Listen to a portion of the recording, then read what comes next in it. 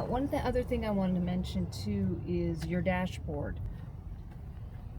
One thing I noticed on some of the cars were when I used a touch screen, because I didn't have the fingers, they weren't reading the touch screen because I didn't have the heat sensitive, the actual fingers.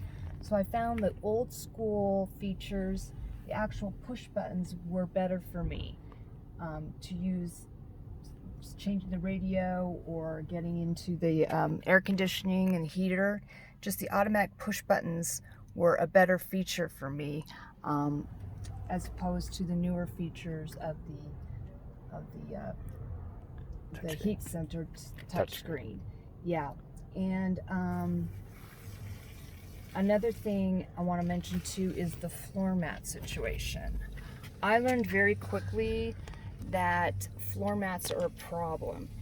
You may want to remove the floor mats completely when you drive, because they get caught up. There's too much bulk in there, and your foot might get caught underneath there, and you don't want too much bulk underneath the pedals, because your foot isn't bending. If you're a foot amputee, your foot isn't bending, and you need to be able to lift up your feet to push the brake and the gas.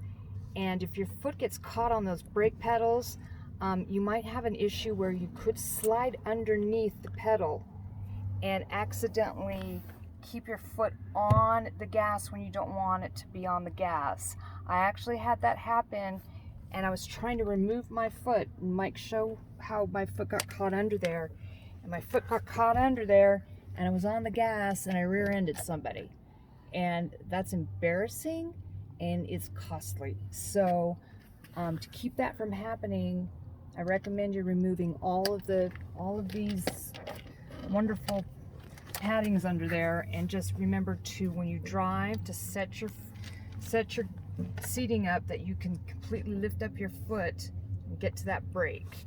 And we actually cut away this right here because her foot was getting caught in there.